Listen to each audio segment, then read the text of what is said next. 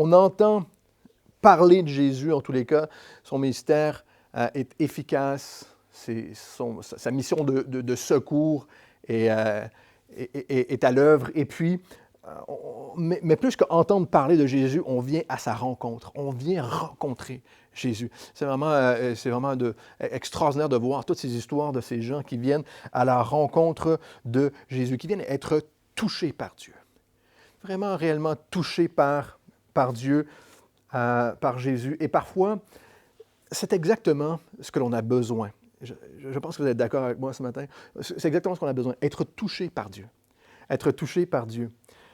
D'une façon ou d'une autre. Il y a des moments, et on va le voir dans le texte ce matin, où c'est plus compliqué pour nous. Hein? Il y a des choses qui nous empêchent parfois d'entendre Dieu, d'être touchés par lui. Je ne sais pas si vous connaissez cette histoire de Beethoven, le compositeur Beethoven.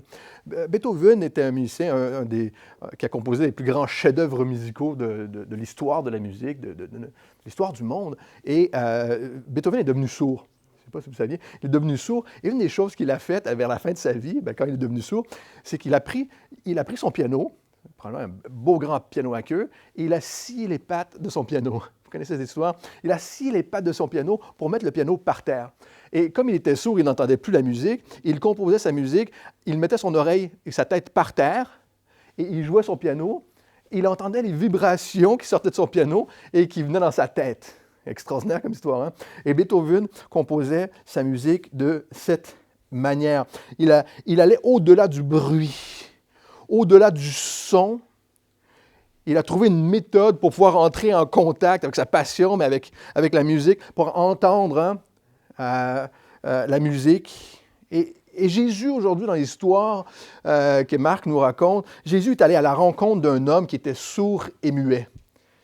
Et d'une façon tout à fait inédite, à sa manière, à sa méthode, Jésus, dans le but de communiquer avec cette personne, il va lui manifester sa présence. Il va aussi éprouver sa foi.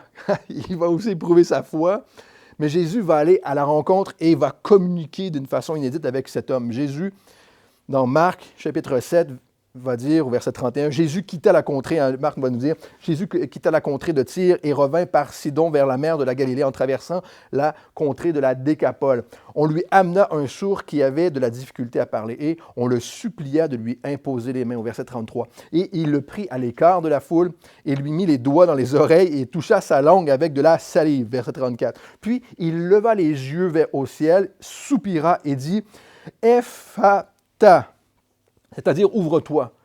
Aussitôt ses oreilles s'ouvrirent, sa langue se délia et il se mit à parler correctement. Jésus leur recommanda de n'en parler à personne, mais plus il leur recommandait, plus il publiait la nouvelle.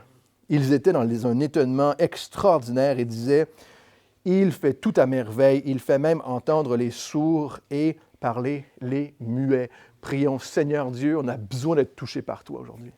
C'est sûr. On est venu pour être touché par toi. On est là, Seigneur, et on va nulle part ailleurs qu'à toi, Jésus. Et on veut simplement te demander, Seigneur, de parler à nos cœurs par ta parole ce matin. De continuer à éprouver notre foi, à faire grandir notre foi, Seigneur. En toi, savoir qu'on a besoin de toi et de toi seul. Et on te prie, Seigneur, de nous conduire. Esprit Saint, fais ton œuvre dans notre vie, s'il te plaît. Va au-delà de ce qui est difficile pour nous, au-delà de notre entendement, parfois on est sourd, parfois on a des circonstances dans notre vie qui nous empêchent de t'entendre, il y a du bruit, ou parfois, Seigneur, on n'entend plus rien. On te demande juste d'aller au-delà de tout ça, de parler à nos cœurs, en ton nom, Jésus. Amen. Jésus quittait la contrée de Tyr et revint par Sidon vers la mer de la Galilée, en traversant par la contrée de la Décapole. On a vu qu'il était à Tyr, au nord-ouest de la mer de la Galilée, sur le bord de la mer Méditerranée, et il attire, il monte vers Sidon, et ici, on nous dit qu'il redescend vers la mer de la Galilée, vers le sud-est, de l'autre côté, dans la Décapole, et on a vu qu'il a rencontré cette femme cananéenne dans la ville de Tyr, et donc, ce voyage, on pense, a dû durer quelque chose comme 6 à 8 mois, pour traverser, pour rencontrer toutes ces personnes, pour accomplir son œuvre. Et le ministère de Jésus, hein, d'apporter l'Évangile, d'apporter la bonne nouvelle, de former ses disciples. C'est ce qu'il fait, il forme ses disciples, ses apôtres, mais ses disciples. Il y avait plus de gens qui étaient là. Et il le fait en voyageant. Hein, on appelle ça un ministère itinérant, un ministère en mouvement en tous les cas. Et c'est un vrai apprentissage pratique en tous les cas. Et Jésus, on le voit, il implante son Église et c'est ce que c'est. On le fait, nous, on le vit ici à La Rochelle. On voit une Église, cette petite Église s'implanter et c'est un ministère en mouvement.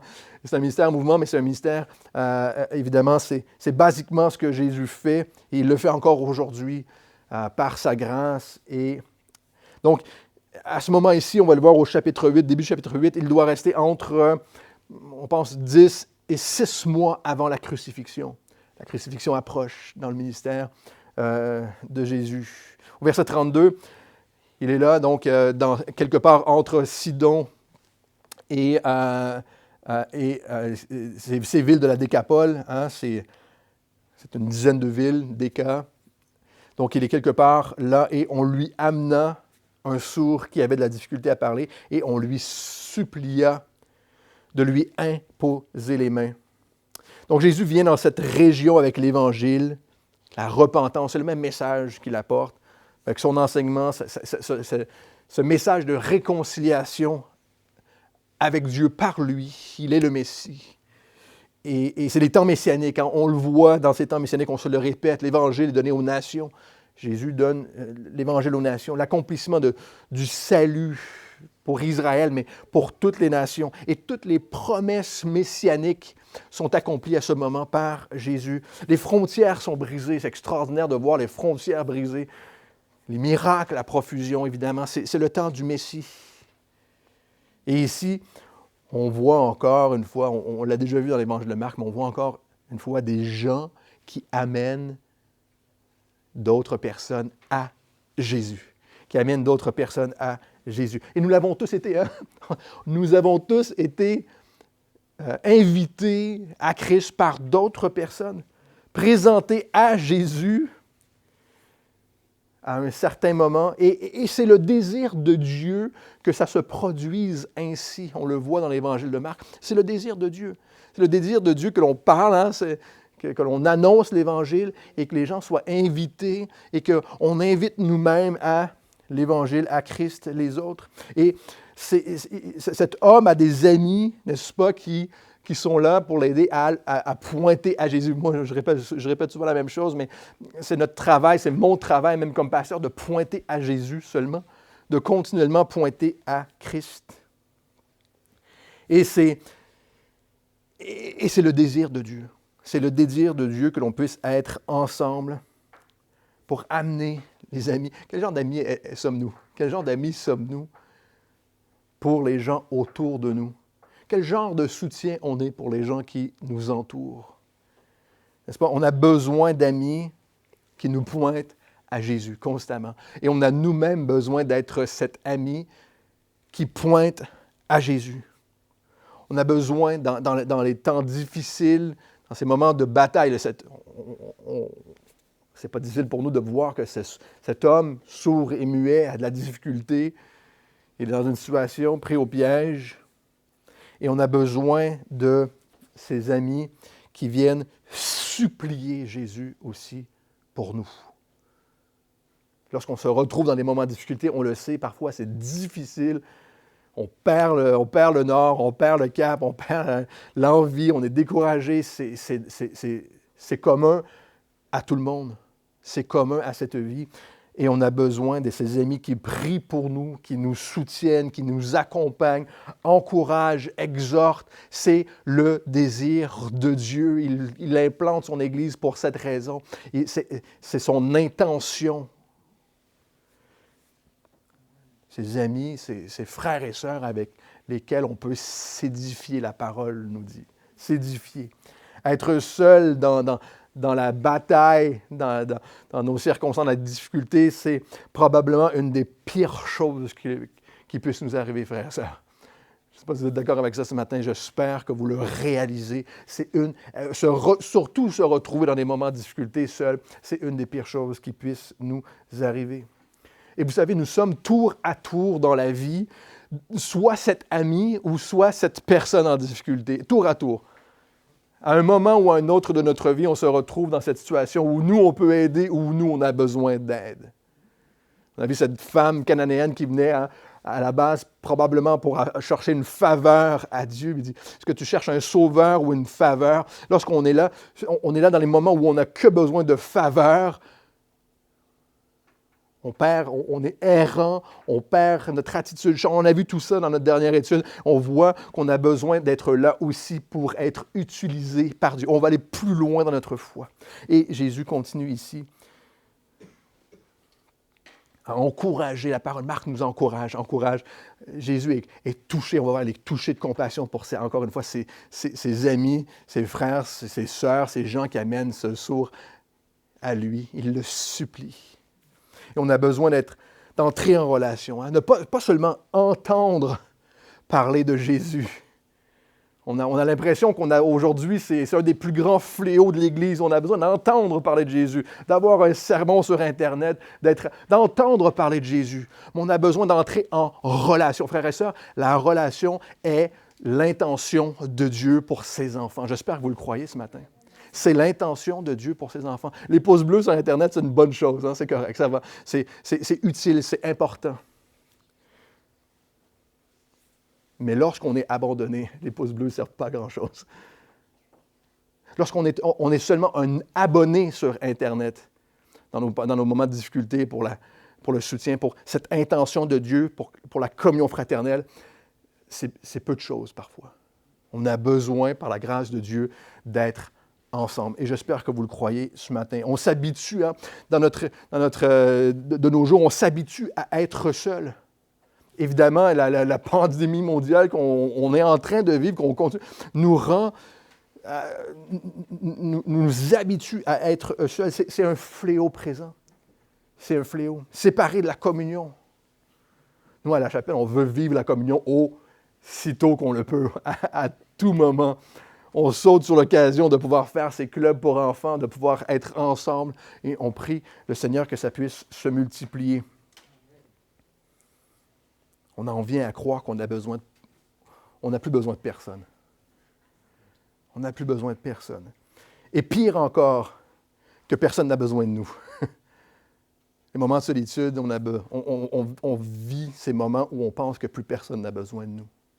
Alors que c'est l'intention de Dieu pour chacune de vos vies d'être utiles les uns aux autres. J'espère que c'est un message d'encouragement pour vous ce matin. Tout comme chaque personne que Jésus rencontre dans l'Évangile de Marc, il leur redonne cette identité, restaure leur vie, cette dignité à toutes ces femmes qu'il rencontre. Notre Sauveur a cette intention de nous édifier ensemble, les uns avec les autres. Et c'est ce que l'on voit ici. Et pendant le temps de Noël, vous savez que le temps de Noël, c'est le temps où les gens sont le plus malheureux. Saviez-vous? C'est le temps de l'année où les gens se sentent le plus seuls. On doit le savoir dans notre culture. C'est le temps où les gens se sentent le plus seuls. Et c'est clair que lorsqu'on prend part à la communion fraternelle, c'est le désir de Dieu, il va édifier notre foi. Il va édifier notre foi et le Saint-Esprit va se manifester. Le Saint-Esprit va se manifester dans la communion fraternelle. Les chrétiens, nous avons le meilleur prétexte parfois, par contre, pour se priver de la communion fraternelle. J'ai besoin de Jésus seulement. Les chrétiens, on a le meilleur prétexte, hein? J'ai besoin de Jésus seulement. C'est l'intention de Dieu. En ayant la foi en Jésus, d'être en communion les uns avec les autres. C'est le désir de Dieu, par son Esprit Saint, de se fortifier les uns les autres. L'œuvre du Saint-Esprit se produit lorsque l'on est ensemble. Saviez-vous ça? 1 Corinthiens, chapitre 14, vous regarderez, le Saint-Esprit donne les dons à l'Église pour l'édification commune. À quoi nous servent les dons lorsqu'on est seul? Le désir de Jésus, c'est de faire grandir ta foi, mais ton amour aussi. À quoi nous servent les dons lorsqu'on est seul? À quoi nous servent les dons lorsqu'on est séparé? À quoi nous sert l'amour si on est seul? Jean chapitre 13, verset 35, écoutez ceci, on le connaît par cœur. À ceci, tous connaîtront que vous êtes mes disciples, si vous avez de l'amour les uns pour les autres. Comment serons-nous un témoignage sans la communion? J'espère que c'est un message qui vous interpelle aujourd'hui. Le Seigneur désire pour nous une foi en action et aussi un amour en action. Je ne sais pas si vous avez besoin d'être aimé, moi j'ai besoin d'amour. On apprend à s'aimer et on apprend à être aimé aussi. Hein? Et c'est un sentiment extraordinaire dans la communion fraternelle. Un sourd qui avait de la difficulté à parler, on amène ce sourd qui a de la difficulté à parler. Au verset 37, hein, on voit qu'il n'était pas seulement une difficulté à parler, mais au verset 47, il va dire, hein, il fait même entendre les sourds et parler les muets. Il ne parlait pas du tout, il était muet. Et on le supplia Jésus de lui imposer les mains.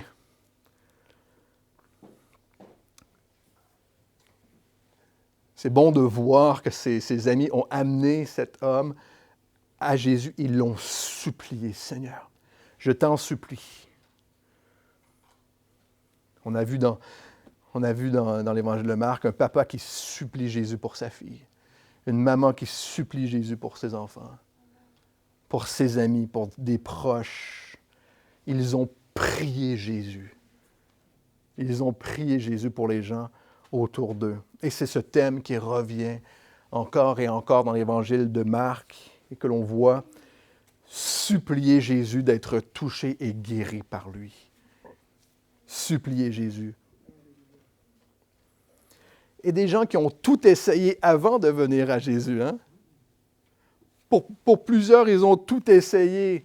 Tous les médecins, toutes les religions avant de venir à lui. Mais ils viennent dans cet état de désespoir, de besoin complet de recevoir de celui qui peut répondre à nos besoins. Être touché réellement, non seulement ça, répondre à une faveur, mais un Dieu qui va être touché, ému de compassion, on a vu, ému de compassion, une vraie relation. C'est quand la dernière fois qu'on a supplié Dieu pour les gens autour de nous? Avoir été touché au point de dire, Jésus, fais quelque chose. Cette personne a besoin de toi. Être ému de l'intérieur, supplier de voir quelqu'un être guéri, sauvé, changé par Jésus. Être désespéré, frères et sœurs, pour ceux qui sont perdus. Être désespéré, avoir ce cœur comme celui, on va le voir, de Jésus. Jésus prie cet homme, il le prie à l'écart de la foule, il donne son attention, toute son attention, l'attention de Dieu pour une personne, pour toi, pour lui. On va le voir dans notre prochaine étude, il y a encore 4000 personnes. Là, les foules se renouvellent à chaque fois que Jésus bouge et il y a encore des milliers. On dit 4000 hommes, 4000 personnes, peut-être jusqu'à 8000 personnes qui le suivent encore. Tous sont ensemble et sont définitivement là pour avoir une communion avec Jésus, recevoir son enseignement, principalement recevoir sa parole,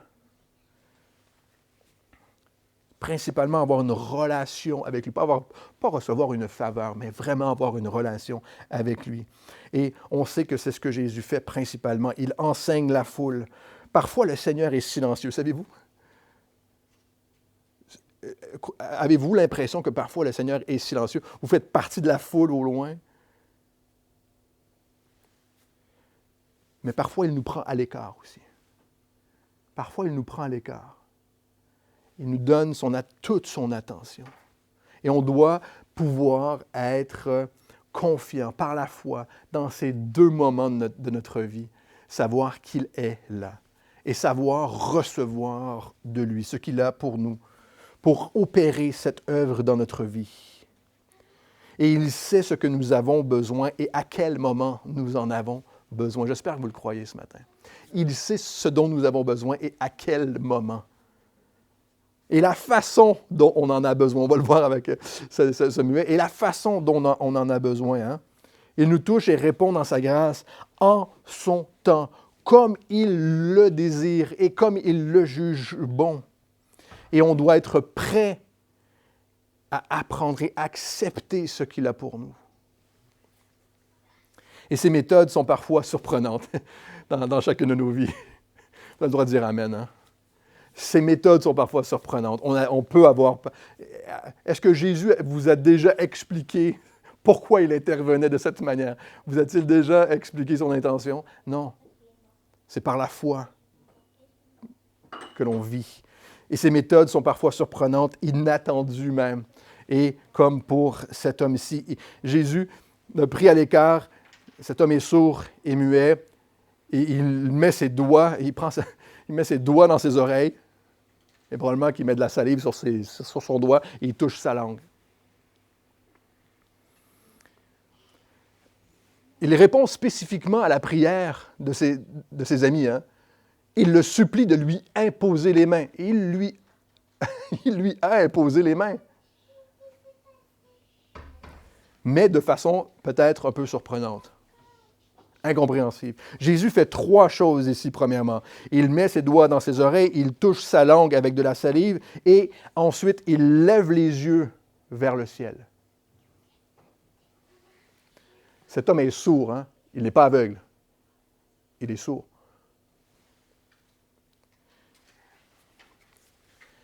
Un commentaire disait, Jésus lui montre ce qu'il allait guérir et en levant les yeux, il lui montre d'où venait le secours. Il est en train de communiquer avec lui. Il est en train de communiquer avec lui. Et Jésus crache.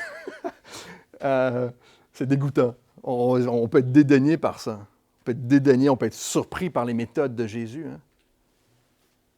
Alors qu'on ne doit pas être surpris par ces méthodes dans nos vies. Mais surtout, Jésus communique avec lui. Il teste sa foi.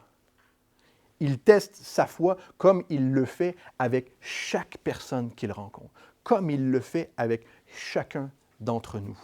Il teste sa foi. Les doigts dans les oreilles et la salive sur la langue doit être un bon moyen pour tester la foi de quelqu'un. Vous avez le droit de dire Amen. Hein?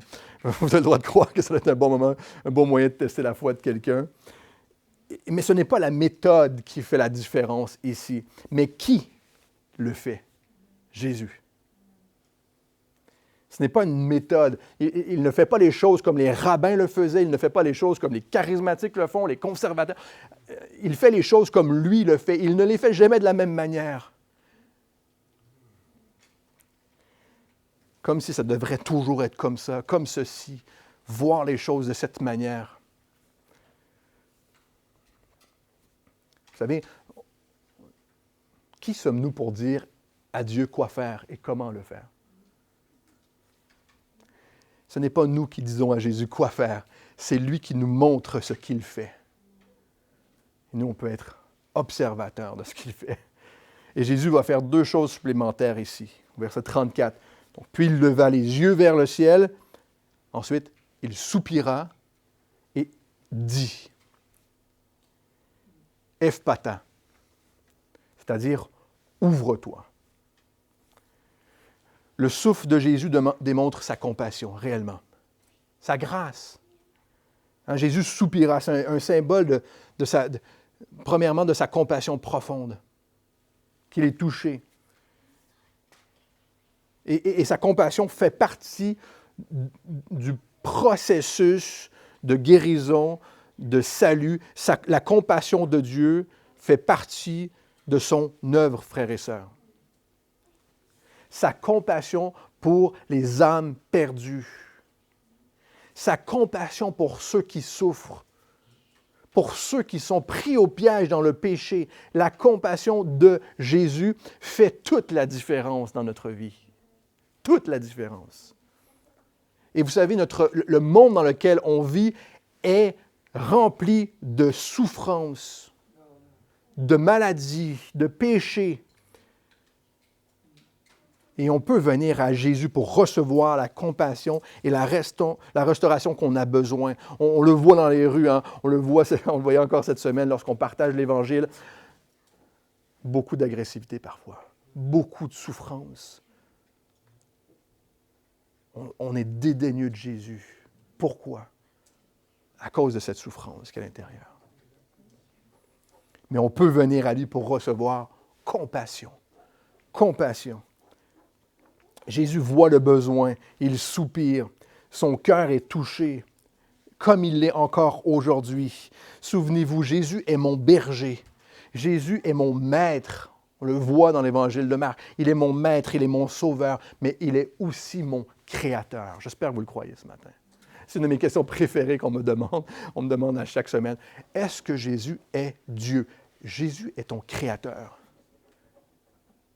Bien entendu qu'il est Dieu. Il a le pouvoir, il soupire, son souffle démontre qu'il a le pouvoir de la vie. Il a le pouvoir de rendre les choses à la vie. Permettez-moi de vous lire quelques passages ce matin. L'Éternel Dieu forma l'homme de la poussière du sol. Genèse chapitre 2, verset 7. Il insuffla dans ses narines un souffle vital et l'homme devint un être vivant.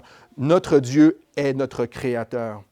Psaume 33, les cieux ont été faits par la parole de l'Éternel et toute leur armée par le souffle de sa bouche.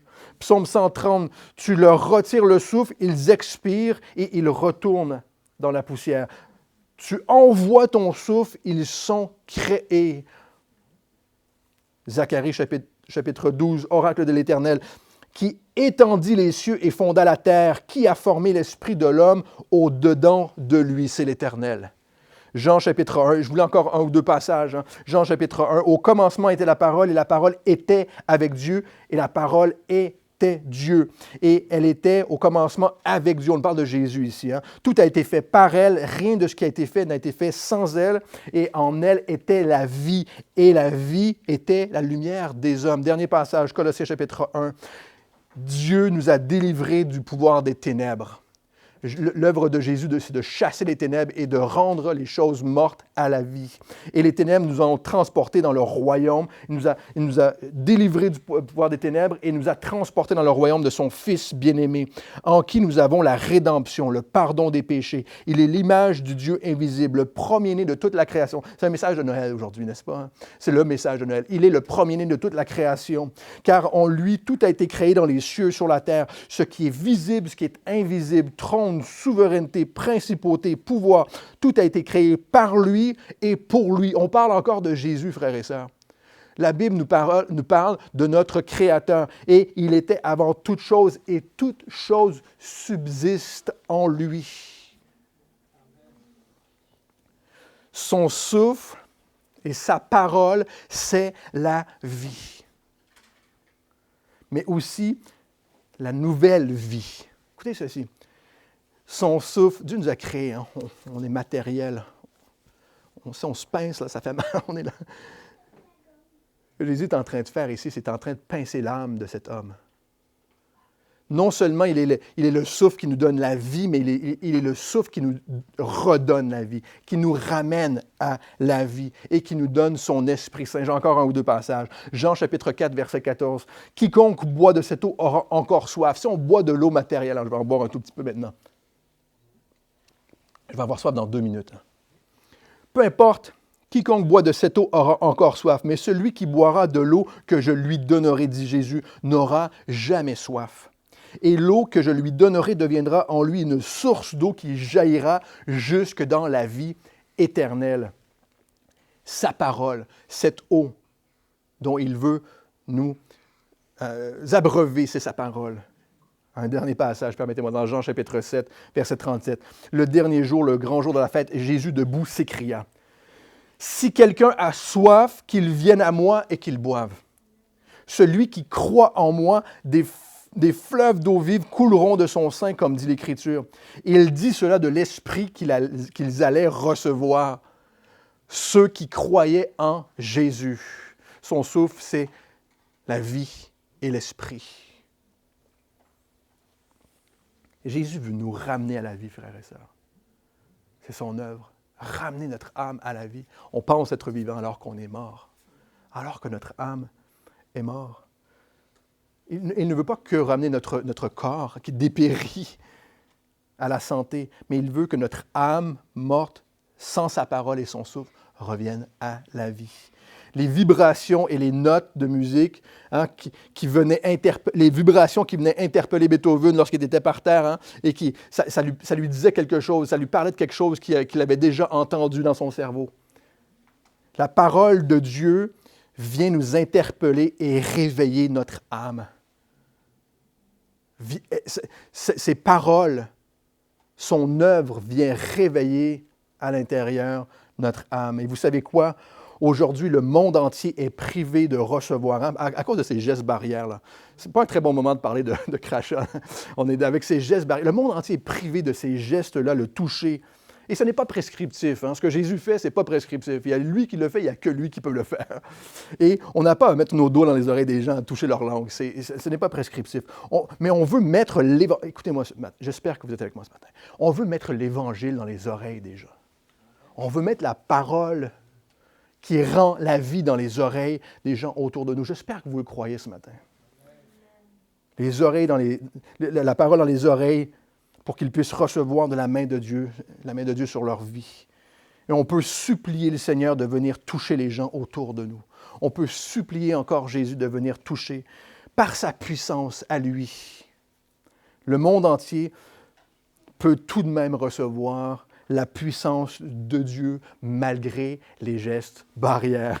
J'espère que vous en avez fait l'essai. Essayez ça. La parole de Dieu va toucher le cœur des gens. Son évangile, sa bonne nouvelle va toucher malgré les gestes barrières, malgré le masque. Laisse Jésus toucher ta vie. Laisse Jésus toucher ta vie. Et c'est le cœur, et on prie que ce soit le cœur pour notre Église aujourd'hui. Qu'on soit ému de cette compassion-là pour les gens autour de nous. N'est-ce pas? Ému de compassion. Un commentaire biblique disait « La vraie compassion, ce n'est pas qu'un sentiment. La vraie compassion rejoint les gens. » La vraie compassion n'est pas qu'un sentiment, un ressenti. La vraie compassion rejoint, va vers les gens et fait quelque chose pour les gens. Et on termine avec ceci. Jésus dit « Ephphatha », c'est-à-dire « ouvre-toi ». Et aussitôt ses oreilles s'ouvrirent, sa langue se délia et il se mit à parler correctement. Jésus leur recommandant de n'en parler à personne encore une fois, mais plus il leur recommandait, plus il publiait la nouvelle. Et ils étaient dans un étonnement extraordinaire et disaient « Il fait tout à merveille, et il fait même entendre les sourds et parler les muets. » On était témoins de ce que Jésus a fait. Imaginez si cet homme avait été dédaigneux de Jésus, avait dédaigné Jésus. Non, ne me touche pas. Mais qu'est-ce que tu fais? Non, ne me parle pas de Jésus. Imaginez, mais c'est ce que l'on voit régulièrement, les gens autour de nous. Ne me parle pas de Jésus. On est dédaigneux de Jésus. Et pourquoi? Peut-être qu'on a été dédaigné à un moment par le toucher de Jésus dans notre vie. Et si c'est exactement ce que l'on avait besoin, d'être touché par Jésus. Et si c'est exactement ce dont on avait besoin, de Jésus qui touche notre cœur, qui parle à notre cœur. Et parfois, on l'a gardé à distance. On l'a gardé à distance de sa parole. On l'a gardé à distance de la communion fraternelle. On arrive, on a le meilleur prétexte au monde, les chrétiens. Je n'ai besoin que de Jésus. Mais c'est l'intention de Dieu que l'on soit là pour ceux qui en ont besoin et qu'on soit là pour recevoir dans des moments de besoin. J'espère que c'est un message d'encouragement pour vous aujourd'hui. Prions, Seigneur, merci pour ta parole. Merci pour ce moment où on peut, Seigneur, être édifiés ensemble dans ta parole. Merci pour ce moment où on peut louer ensemble en Église, Seigneur. Et on te prie qu'en Église, encore une fois, on puisse être ému de compassion. Donne-nous cette compassion, Seigneur, pour ceux et celles autour de nous. Cette vraie compassion qui va et qui met la parole de Dieu, l'amour, la grâce dans les oreilles.